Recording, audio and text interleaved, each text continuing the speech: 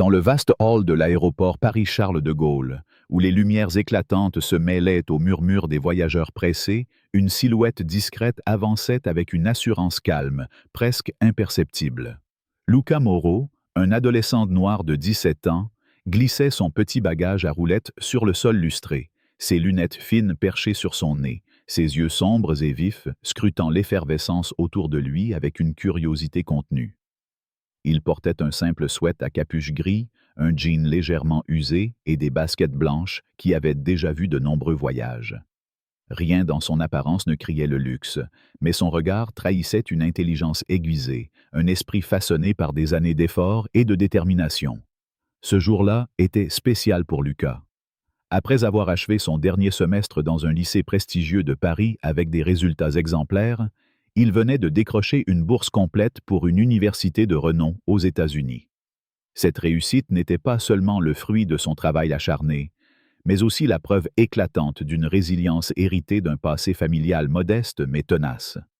Dans sa main, il tenait un billet de première classe, un cadeau rare de son père, Antoine Moro, pour célébrer cet accomplissement. Ce billet n'était pas un symbole de richesse, mais une récompense, un pont vers un avenir qu'il avait construit pierre par pierre. Pourtant, alors qu'il s'approchait du salon de première classe, un frisson d'excitation mêlé d'appréhension le traversa. Ce n'était pas seulement son premier vol en première classe, mais aussi un voyage vers un moment précieux. Retrouver son père, l'homme qu'il admirait plus que tout, celui qui l'avait élevé avec des valeurs simples mais profondes. Ta valeur ne réside pas dans ta couleur de peau ou ton nom, mais dans la façon dont tu traites les autres. Antoine Moro n'était pas un homme ordinaire. Propriétaire de la compagnie aérienne Étoile d'Azur, il était une figure respectée dans l'industrie aéronautique française, un symbole d'ascension sociale. Parti de rien, simple employé de ménage dans les hangars d'avion, il avait bâti un empire grâce à une vision et une détermination sans faille. Mais pour Lucas, il n'était que papa, celui qui passait des heures à expliquer des équations complexes, qui restait éveillé tard pour l'aider à réviser, et qui lui répétait toujours que l'humilité était la clé d'une vie digne. Lucas, fidèle à ses enseignements, ne parlait jamais de l'identité de son père. À l'aéroport, personne ne savait qu'il était le fils unique du grand Antoine Moro. Il voulait être vu pour ce qu'il était, un étudiant talentueux, un jeune homme ordinaire, pas un héritier.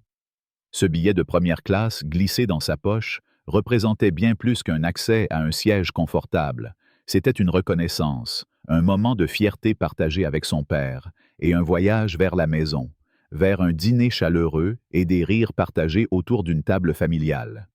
Le salon de première classe d'Étoile d'Azur était un havre de luxe discret, à l'image de l'élégance française. Fauteuils en cuir moelleux, musique jazz douce en fond, et l'arôme riche du café fraîchement préparé flottant dans l'air. Lucas s'installa dans un coin, posant son chocolat chaud sur la table basse devant lui. Il sortit son téléphone et envoya un message rapide à son père. « J'embarque bientôt, papa. Hâte de te voir. » La réponse arriva presque instantanément. « Profite bien, mon fils. Je t'attends à la maison. » Un sourire effleura les lèvres de Lucas. Tout semblait parfait.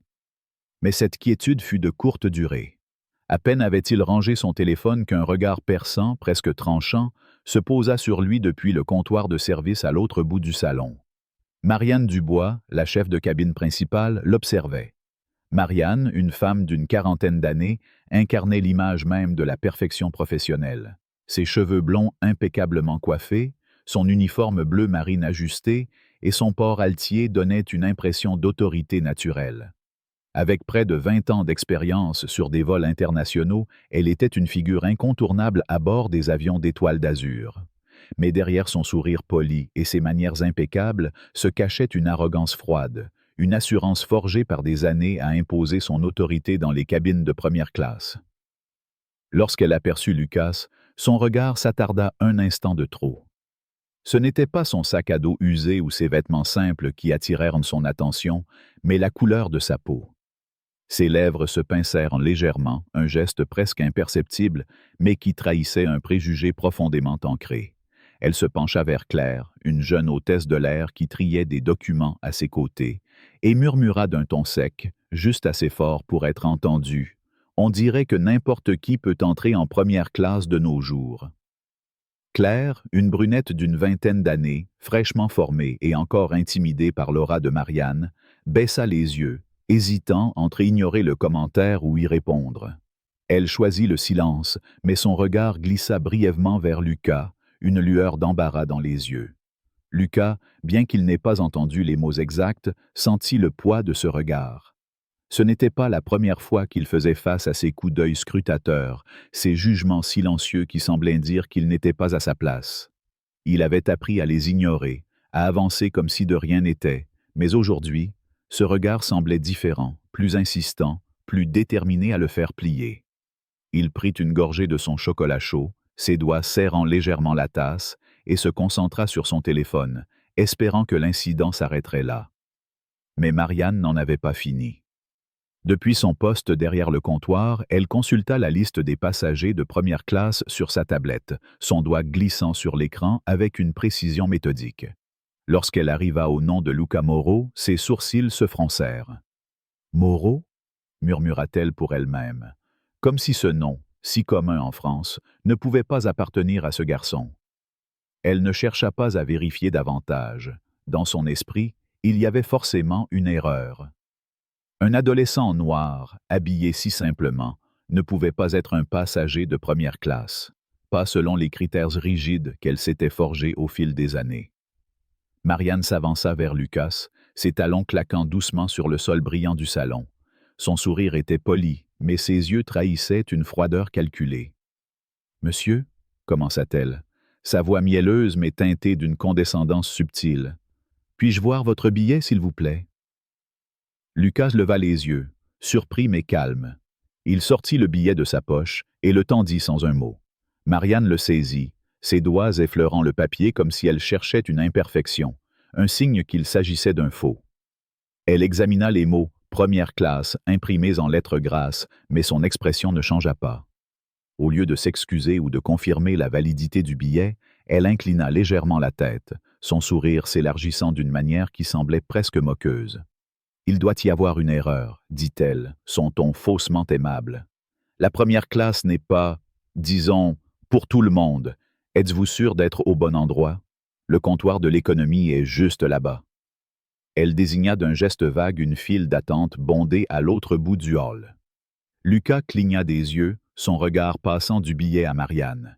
Il sentit une chaleur monter dans sa poitrine, mais il garda son calme. « Je suis au bon endroit, » répondit-il doucement, sa voix claire mais ferme. « Mon billet est valide. Vous pouvez vérifier si vous voulez. » Il tendit à nouveau le billet, l'invitant à examiner les détails, mais Marianne ne le prit pas. Elle croisa les bras, son sourire s'effaçant pour laisser place à une expression plus dure. « Écoutez, jeune homme, » dit-elle, insistant sur le mot « jeune », avec une pointe de sarcasme. « Je ne sais pas comment vous avez obtenu ce billet. Système peut parfois faire des erreurs. Je vais devoir vous demander de quitter ce salon. » Les mots, bien que prononcés avec une politesse de façade, étaient comme une gifle. Autour d'eux, le salon s'était tu. Les autres passagers, des hommes d'affaires en costumes impeccables et des femmes élégantes en tailleurs griffés, levèrent les yeux de leurs journaux ou de leurs écrans. Certains semblaient curieux, d'autres gênés, mais aucun ne parla. Parmi eux, Pierre Lefebvre, un homme d'affaires d'une cinquantaine d'années, observait la scène depuis un fauteuil à quelques mètres. Il était un habitué de la première classe, toujours en costume 3 pièces, une montre de luxe au poignet. Il fronça les sourcils, dérangé par l'attitude de Marianne, mais il se contenta de détourner le regard, se disant que ce n'était pas son affaire. À ses côtés, une jeune femme, Sophie Martin, une journaliste indépendante d'une trentaine d'années, notait mentalement chaque détail de la scène. Elle voyageait en première classe grâce à un surclassement offert par un client, mais son instinct de reporter la poussait à observer, à analyser. Elle sortit discrètement son téléphone et commença à filmer, son objectif caché derrière un magazine. Lucas, face à Marianne, resta immobile. Il sentit les regards peser sur lui, comme des aiguilles invisibles piquant sa peau. Il prit une profonde inspiration, ses doigts serrant la sangle de son sac à dos. « Je ne pense pas qu'il y ait une erreur, » dit-il, sa voix toujours calme mais plus tranchante. « Mon billet a été acheté légalement, et je suis ici pour embarquer en première classe. Si vous avez des doutes, vérifiez dans votre système. Je peux attendre. » Il y avait une force dans sa voix, une dignité qui contrastait avec son apparence juvénile. Marianne, surprise par son assurance, plissa les yeux. Elle n'était pas habituée à ce qu'on lui tienne tête, surtout pas un adolescent qui, dans son esprit, n'avait rien à faire ici. « Très bien, » répondit-elle, son ton glacial. « Restez ici, nous allons vérifier. Mais ne soyez pas surpris si le résultat n'est pas celui que vous espérez. » Elle tourna les talons et fit signe à un agent de sécurité qui se tenait près de l'entrée du salon. Pendant ce temps, Claire, la jeune hôtesse, observait la scène depuis le comptoir, ses mains tremblant légèrement. Elle avait déjà vu Marianne agir ainsi, écartant des passagers qu'elle jugeait hors normes, avec une froideur impitoyable. Mais cette fois, quelque chose semblait différent. Lucas ne baissait pas les yeux, ne s'excusait pas, ne reculait pas. Claire sentit une boule se former dans sa gorge. Elle voulait intervenir, dire quelque chose, mais la peur de contrarier Marianne, sa supérieure, la paralysait. Elle se contenta de baisser la tête, espérant que l'incident se résorberait de lui-même. L'agent de sécurité, un homme robuste en uniforme sombre, s'approcha de Lucas. « Monsieur, veuillez me suivre, s'il vous plaît, » dit-il d'un ton neutre mais ferme. Lucas le regarda, puis tourna les yeux vers Marianne qui se tenait à quelques pas, les bras croisés, un sourire satisfait aux lèvres. Il comprit que discuter davantage serait inutile. Sans un mot, il ramassa son sac et suivit l'agent hors du salon, sous les regards curieux et parfois moqueurs des autres passagers. Sophie, la journaliste, continuait de filmer discrètement, capturant chaque instant de cette humiliation publique. Pierre, quant à lui, sentit une pointe de culpabilité lui serrer la poitrine, mais il resta silencieux, se disant que ce n'était qu'une erreur administrative. Alors que Lucas traversait le hall bondé de l'aéroport, escorté par l'agent, il sentit une vague de honte l'envahir, non pas parce qu'il doutait de sa place, mais parce que l'injustice de cet instant était si flagrante, si brutale. Il sortit son téléphone et tapa un message rapide à son père. « Papa, ils m'ont fait sortir du salon de première classe. Ils disent que mon billet est une erreur. Je sais que ce n'est pas vrai. » Il appuya sur « Envoyer » et rangea son téléphone, ses yeux fixés sur le sol luisant devant lui. Mais même dans cet instant de solitude, Lucas ne plia pas. Il redressa les épaules, son regard retrouvant une lueur de défi. Il savait qui il était, et il savait qu'il n'avait rien fait de mal. Ce qu'il ignorait, c'était que ce message, envoyé dans un moment de désarroi, allait déclencher une tempête bien plus grande que ce que Marianne ou quiconque dans cet aéroport aurait pu imaginer. Alors que les haut-parleurs annonçaient l'embarquement des passagers de première classe, Lucas marcha vers la porte, son billet toujours serré dans sa main, comme une preuve de sa dignité, une vérité que personne ne pourrait lui enlever. Dans la cabine exiguë de la classe économique, où les rayons de lumière filtrés par les hublots semblaient à peine effleurer les visages des passagers absorbés par leurs écrans ou assoupis, Lucas Moreau était assis près de la fenêtre, son regard fixé sur l'étendue infinie du ciel bleu. Les nuages flottaient doucement, comme des pensées suspendues dans un silence paisible, mais à l'intérieur de lui, une tempête silencieuse faisait rage. Pas une tempête de colère ou de révolte, mais un mélange complexe de frustration, de dignité blessée et d'une détermination inébranlable à ne pas laisser cet incident définir qui il était. Ses doigts serraient encore la sangle de son sac à dos, posé sur ses genoux comme un bouclier, tandis que son téléphone reposait dans sa poche, vibrant doucement avec la confirmation que son message à son père, Antoine Moreau, avait été lu. Lucas n'attendait pas de réponse immédiate, mais il connaissait son père. Victor Moreau n'était pas homme à rester inactif face à une injustice, surtout lorsqu'elle touchait son fils unique. Dans cette cabine bondée, entourée de murmures étouffés et du bourdonnement constant des moteurs, Lucas se força à respirer lentement, à garder son calme, comme il l'avait toujours fait face aux regards scrutateurs, aux jugements implicites, à ces moments où sa couleur de peau semblait être la seule chose que les autres voyaient. De l'autre côté de la cloison séparant la classe économique de la première classe, Marianne Dubois se tenait droite, son uniforme impeccable, son sourire professionnel soigneusement plaqué sur son visage. Elle ajustait un plateau de boissons dans la petite cuisine de la cabine de première classe, distribuant des verres de champagne avec une grâce mécanique à des passagers qui, pour la plupart, ne lui accordaient qu'un regard distrait. Pour Marianne, tout était sous contrôle. Elle avait réussi à résoudre ce qu'elle considérait comme une anomalie. Un adolescent noir, mal habillé selon ses critères, avait été écarté de la première classe, là où, dans son esprit, il n'avait jamais eu sa place. Elle s'était convaincue que son action était justifiée, que le système avait fait une erreur en attribuant un billet de première classe à quelqu'un comme Lucas. Elle n'avait pas vérifié plus loin, n'avait pas jugé nécessaire de creuser.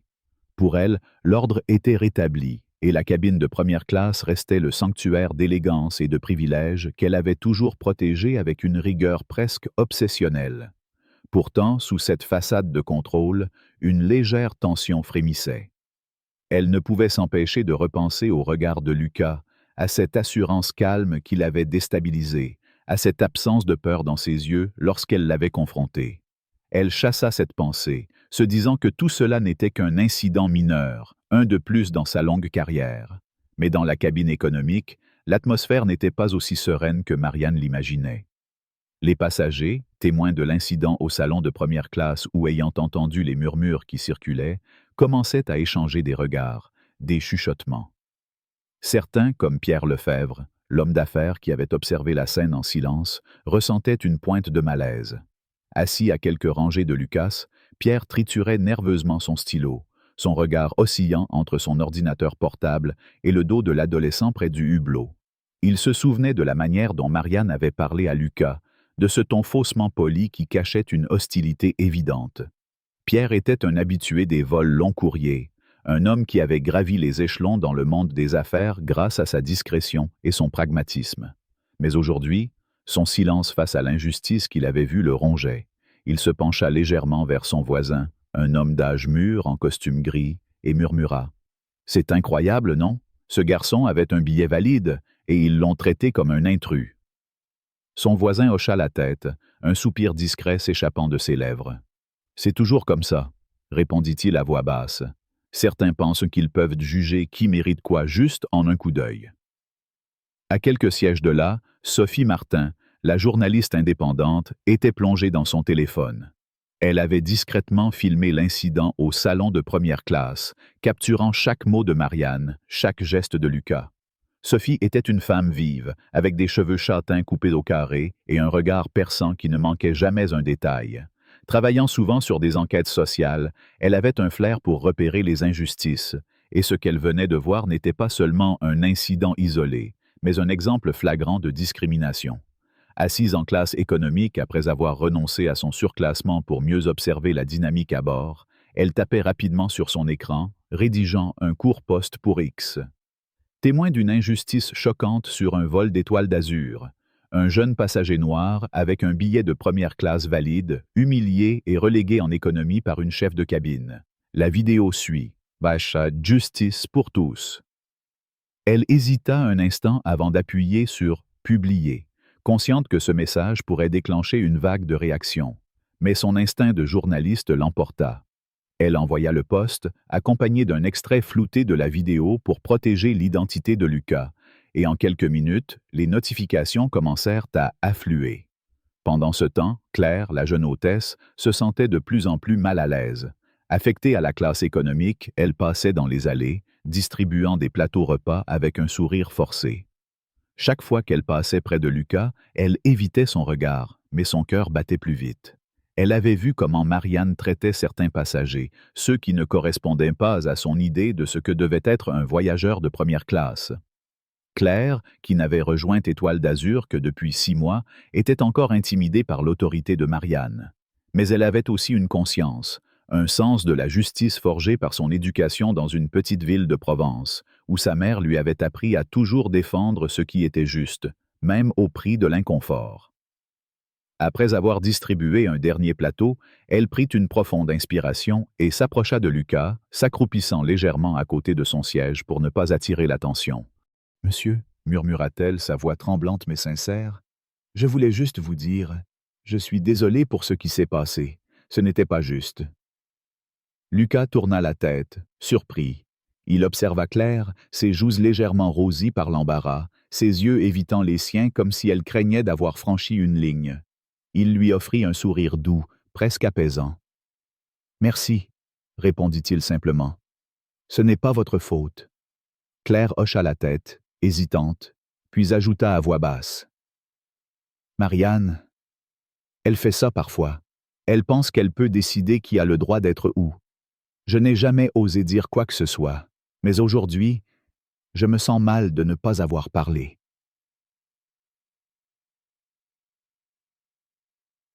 Lucas la regarda, son expression inchangée mais ses yeux empreints d'une compréhension silencieuse. Parfois, il suffit de commencer par une petite action, dit-il doucement. Vous venez de le faire.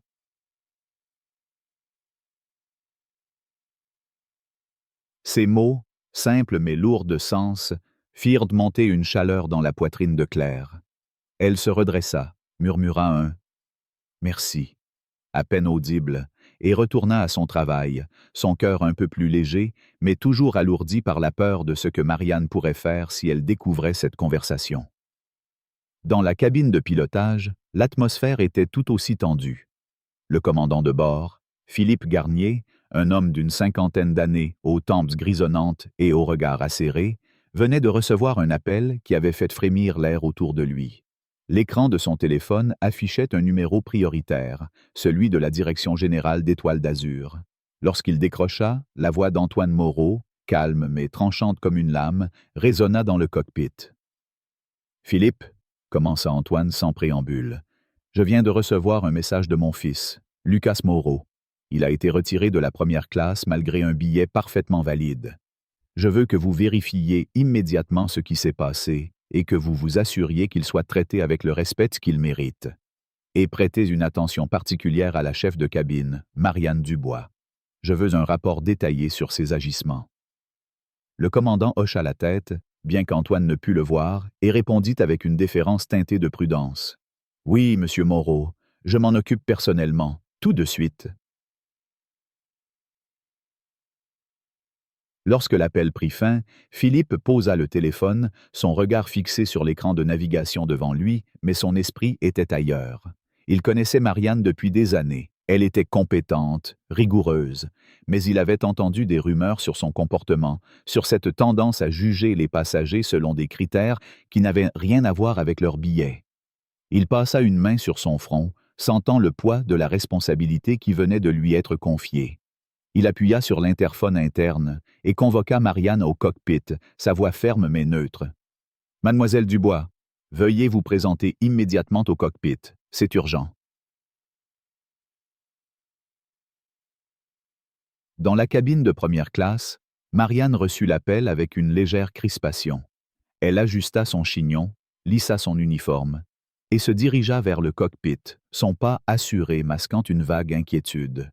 Les appels du commandant en plein vol étaient rares, et quelque chose dans le ton de Philippe la rendait nerveuse. Lorsqu'elle entra dans le cockpit, la porte se refermant derrière elle avec un clic sourd, elle trouva Philippe assis, son regard fixé sur elle, sans la chaleur habituelle qu'il réservait à son équipage. « Asseyez-vous, Marianne, » dit-il, sa voix dénuée d'émotion. « J'ai reçu un appel de M. Antoine Moreau. Il semble qu'il y ait eu un incident avec un passager, Lucas Moreau. Pouvez-vous m'expliquer pourquoi ce passager a été déplacé de la première classe à l'économie? » Le nom d'Antoine Moreau fit l'effet d'un coup de tonnerre dans l'esprit de Marianne. Ses mains, posées sur ses genoux, se crispèrent légèrement. Elle tenta de garder son calme, son sourire professionnel toujours en place. « Monsieur le commandant, il y a eu une confusion avec le billet de ce passager, » répondit-elle, sa voix soigneusement mesurée. « J'ai vérifié la liste et il semblait y avoir une erreur. J'ai agi pour maintenir l'ordre dans la cabine de première classe. » Philippe la fixa, ses yeux plissés. « Une erreur ?» répéta-t-il, son ton trahissant un scepticisme évident.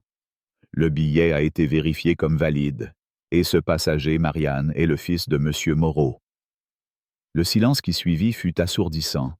Marianne sentit le sol se dérober sous ses pieds. Ses joues pâlirent, et pour la première fois en 20 ans de carrière, elle sentit son assurance vaciller.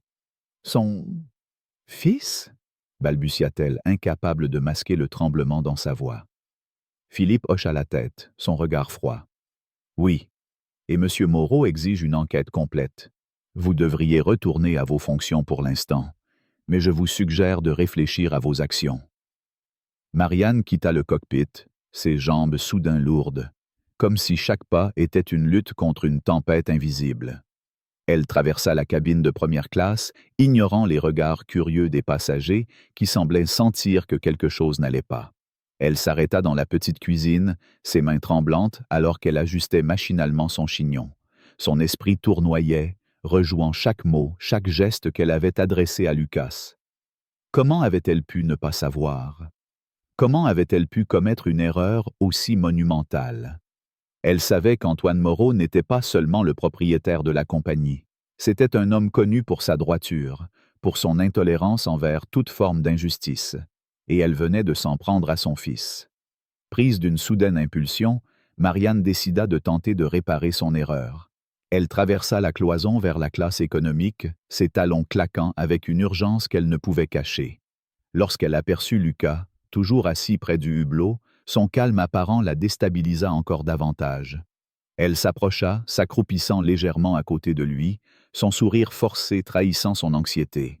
« Monsieur Moreau, » dit-elle, sa voix inhabituellement douce, presque suppliante. « Je tiens à m'excuser pour le malentendu. Il y a eu une erreur, et nous serions ravis de vous ramener en première classe immédiatement pour assurer votre confort. » Lucas tourna lentement la tête, ses yeux rencontrant les siens. Il n'y avait ni colère ni triomphe dans son regard, seulement une calme indifférence qui la frappa plus durement que n'importe quelle accusation. « Merci, » dit-il simplement, « mais je suis bien ici. Je resterai en économie. » Les mots, prononcés avec une politesse froide, étaient comme une porte qui se refermait. Marianne cligna des yeux, déconcertée. Elle tenta de reprendre, son sourire vacillant. Si vous avez besoin de quoi que ce soit, n'hésitez pas à me le dire. Nous voulons vraiment nous assurer que vous passiez un vol agréable. Lucas hocha la tête, son expression inchangée. Merci, mais je n'ai besoin de rien. Marianne se redressa, le poids de l'humiliation pesant sur ses épaules. Elle retourna en première classe, sentant les regards des passagers la suivre, certains curieux, d'autres amusés. Pendant ce temps, dans la cabine économique, Sophie continuait de surveiller son téléphone. Son post sur X gagnait en traction, partagé par des centaines de personnes, commenté par des internautes indignés.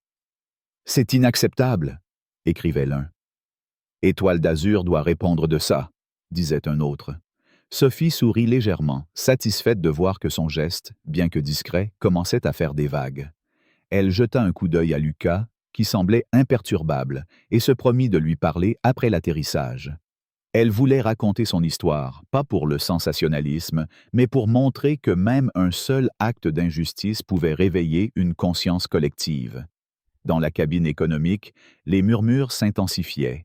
Pierre, l'homme d'affaires, ne pouvait plus rester silencieux.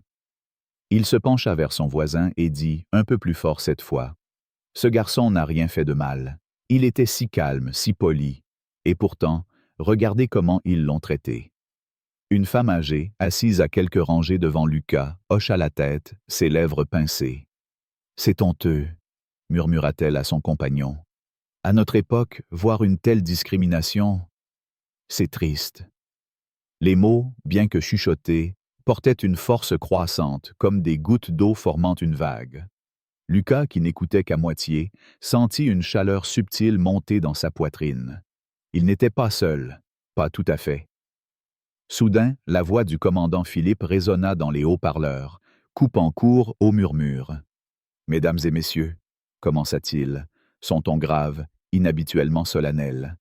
Suite à une requête directe de la direction d'Étoile d'Azur, nous souhaitons vous informer que l'ensemble de l'équipage et du personnel de service de ce vol fera l'objet d'une révision complète de leurs procédures et de leur conduite afin de garantir qu'aucune forme de discrimination ne soit tolérée. Nous prenons ces questions très au sérieux et nous excusons pour tout désagrément. Le silence qui suivit fut lourd, presque palpable. Les passagers échangèrent des regards, certains surpris, d'autres satisfaits. Sophie tapa rapidement un autre message sur son téléphone, ajoutant « Mise à jour. La compagnie réagit. Mais est-ce assez? Justice. Pour Lucas. » Marianne, dans la cabine de première classe, sentit son cœur s'arrêter un instant. Elle comprit immédiatement que cette annonce concernait directement son comportement. Ses mains tremblèrent légèrement alors qu'elle servait un autre verre de vin, son sourire professionnel vacillant sous le poids des regards qui se tournaient vers elle. Elle savait que l'atterrissage ne serait pas la fin de cette histoire, mais le début d'une tempête bien plus grande. Lucas, quant à lui, resta immobile, son regard toujours fixé sur le ciel. Il ne sourit pas, ne triompha pas. Il savait que ce n'était pas encore fini, mais pour la première fois depuis le début du vol, il sentit une lueur d'espoir. La justice, bien que lente, commençait à se frayer un chemin à travers les nuages. Lorsque l'avion d'Étoile d'Azur toucha enfin le tarmac, un silence inhabituel enveloppa la cabine, comme si chaque passager, épuisé par le long vol ou captivé par les événements qui s'étaient déroulés, retenait son souffle. Les murmures qui avaient animé la classe économique s'étaient tus, remplacés par une attente palpable, presque électrique. Les portes de l'appareil s'ouvrirent avec un sifflement mécanique, et l'air frais de l'aéroport s'infiltra, apportant avec lui une sensation de renouveau, mais aussi de jugement imminent. Lucas Moreau, toujours assis près du hublot, rangea son téléphone dans sa poche, ses yeux fixant les lumières clignotantes de la piste. Il ne ressentait ni triomphe, ni amertume, seulement une fatigue mêlée de soulagement. Il savait que son père, Antoine Moreau, ne laisserait pas cet incident passer inaperçu. Et pourtant, Lucas n'aspirait pas à une vengeance. Ce qu'il voulait, c'était que la vérité éclate, que la justice soit rendue, non pas pour lui seul, mais pour tous ceux qui, comme lui, avaient un jour été jugés sur leur apparence plutôt que sur leur mérite. Dans la cabine de première classe, Marianne Dubois, la chef de cabine, se tenait immobile près de la petite cuisine, son uniforme impeccable contrastant avec son visage blême. Depuis l'annonce solennelle du commandant Philippe Garnier, elle avait senti le regard des passagers peser sur elle, certains curieux, d'autres accusateurs, mais tous lourds de sens. Chaque sourire qu'elle adressait, chaque geste professionnel, semblait désormais fragile, comme une coquille prête à se briser sous la pression de l'humiliation qu'elle avait elle-même provoquée.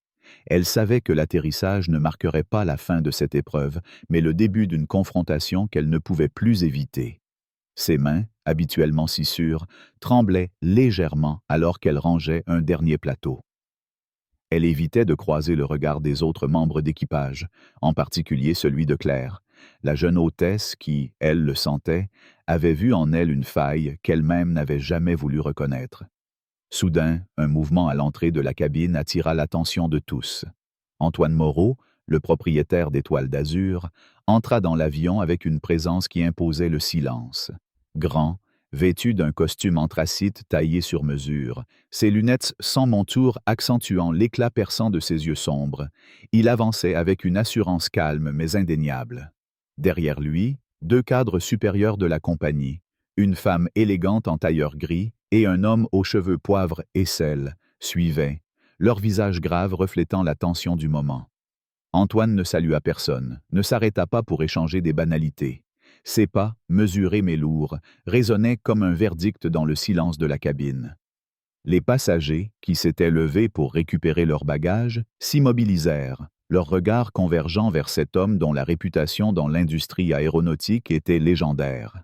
Même ceux qui ignoraient son identité sentirent que quelque chose d'important était sur le point de se produire. Antoine s'arrêta au milieu de la cabine économique, juste à côté du siège de Lucas. Son visage, habituellement impassible, s'adoucit instantanément lorsqu'il posa les yeux sur son fils. Lucas leva la tête, croisant le regard de son père, et un échange silencieux passa entre eux, un mélange de fierté, de réconfort et de compréhension mutuelle. Antoine posa une main légère sur l'épaule de Lucas, sa voix basse mais claire, audible pour les passagers à proximité. « Ça va, mon fils ?» demanda-t-il, une note de chaleur dans son ton, mais aussi une fermeté qui laissait entendre qu'il était prêt à tout pour protéger son enfant. Lucas hocha la tête, un sourire discret aux lèvres. Oui, papa, ça va. Antoine pressa doucement son épaule comme pour lui dire que désormais, il n'aurait plus à porter seul le poids de cette injustice. Puis, Antoine se redressa, son regard retrouvant sa froideur d'acier. Il se tourna vers la cabine, ses yeux balayant les rangées de sièges avant de s'arrêter sur Marianne, qui se tenait à l'écart, près de la cloison séparant les deux classes. Son sourire forcé s'effaça instantanément sous le poids de ce regard. Antoine avança lentement vers elle, chaque pas mesuré, comme s'il donnait à l'atmosphère le temps de s'alourdir encore davantage.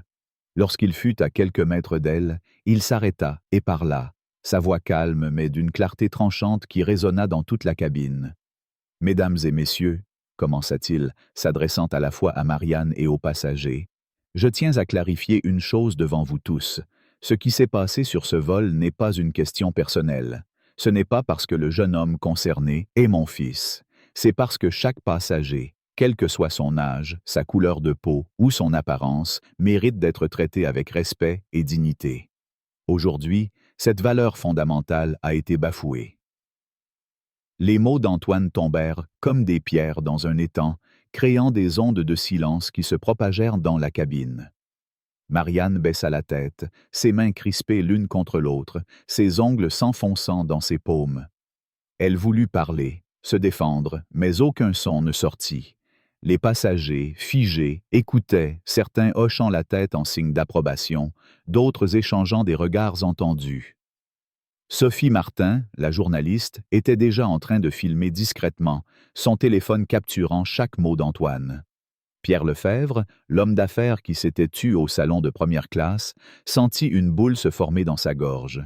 Il regrettait son silence, son hésitation à intervenir lorsque Lucas avait été humilié. À ses côtés, la femme âgée qui avait murmuré son indignation pendant le vol essuya une larme discrète, touchée par la droiture d'Antoine. Antoine poursuivit, son regard toujours fixé en Marianne, mais ses paroles s'adressant à tous. À partir de ce moment, mademoiselle Marianne Dubois est suspendue de ses fonctions, en attendant une enquête interne approfondie sur son comportement discriminatoire. Étoile d'Azur ne tolère aucune forme d'exclusion ou de favoritisme. Nous nous excusons sincèrement auprès de Lucas Moreau et de tous les passagers qui ont été témoins de cette situation inacceptable. Je vous assure que cela ne se reproduira plus. Il marqua une pause, laissant ces mots résonner. Puis, d'un ton plus doux mais tout aussi ferme, il ajouta « Cette compagnie a été fondée sur des valeurs d'égalité et de respect. Nous les défendrons toujours. » Un silence profond suivit, brisé soudain par un claquement de mains isolé, venant de l'arrière de la cabine. C'était Sophie, incapable de contenir son émotion.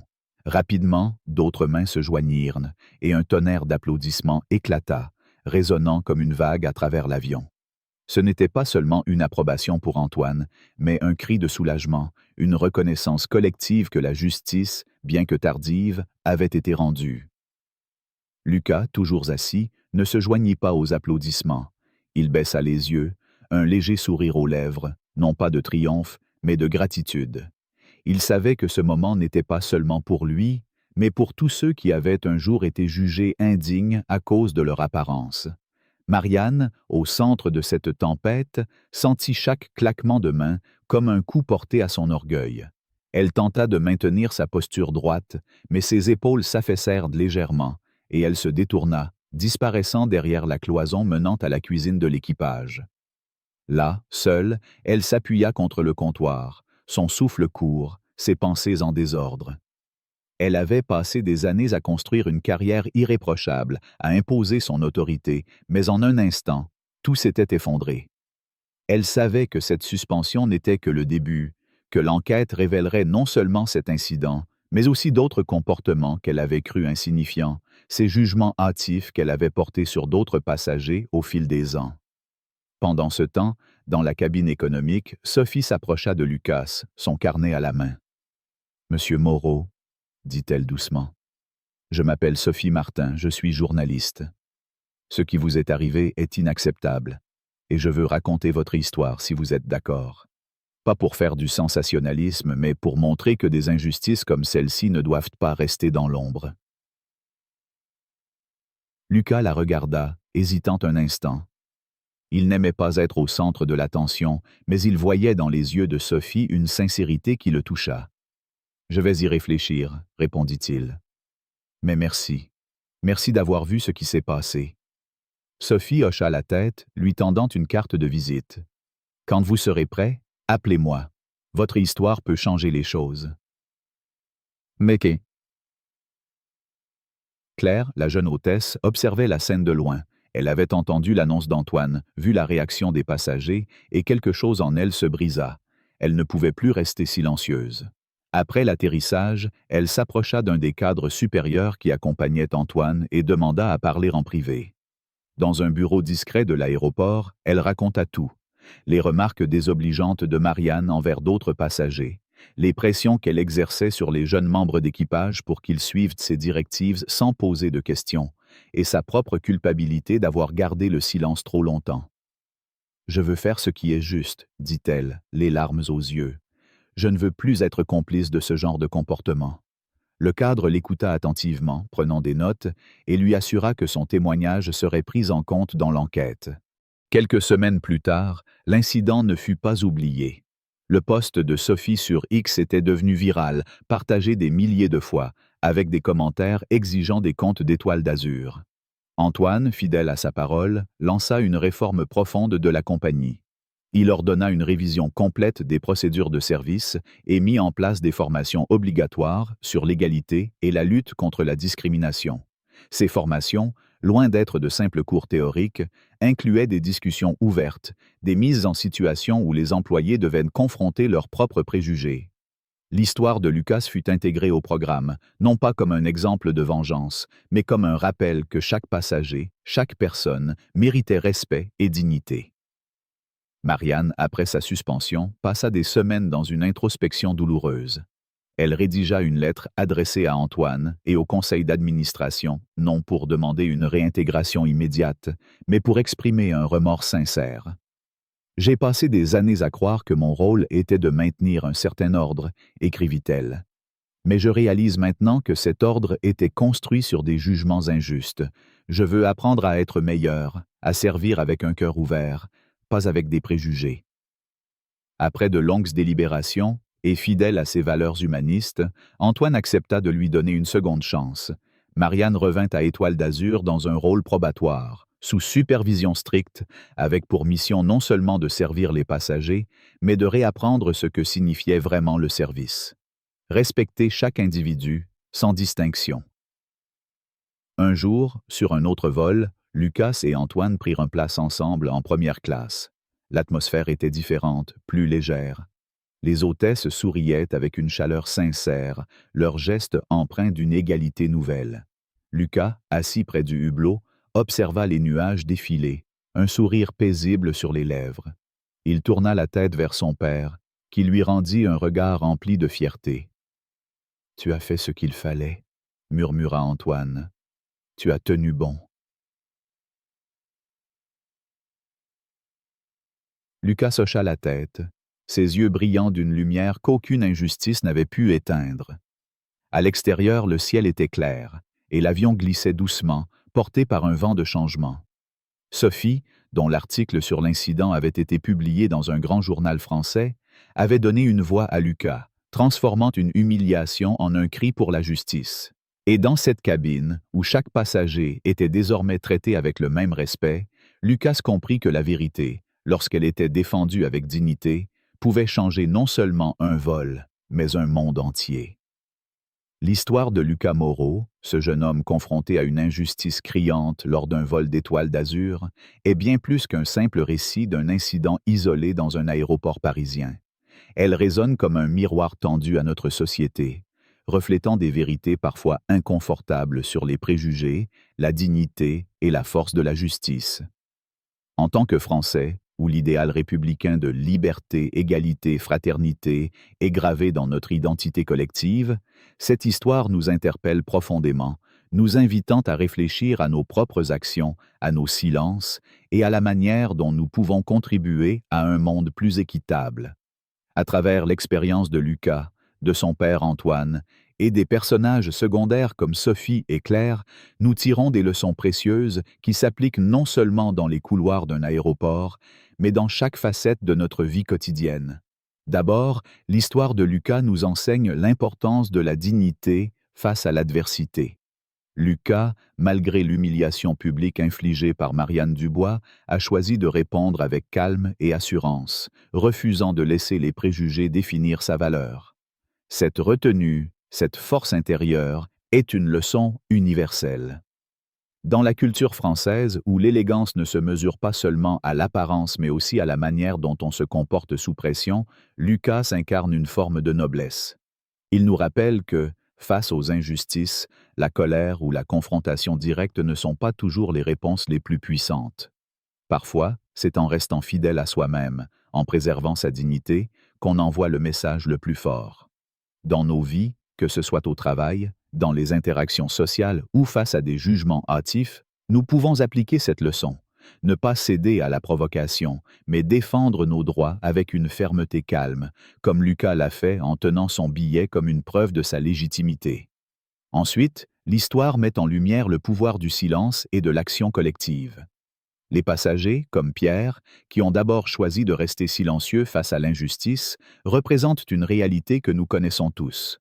La tentation de ne pas intervenir, de peur de s'impliquer ou de perturber l'ordre établi. Pourtant, c'est l'action discrète de Sophie, la journaliste, et le courage tardif de Claire, l'hôtesse, qui ont amplifié la voix de Lucas. Sophie, en publiant son post sur X, a transformé un incident personnel en un débat public, rappelant le rôle crucial des médias dans la culture française, où la presse libre a toujours été un pilier de la démocratie. Claire, en choisissant finalement de témoigner, montre que même les plus timides peuvent faire une différence lorsqu'ils surmontent leur peur. Ces actions nous enseignent que, dans une société où l'individualisme peut parfois l'emporter, il est essentiel de briser le silence, de prendre position, même si cela commence par un geste modeste.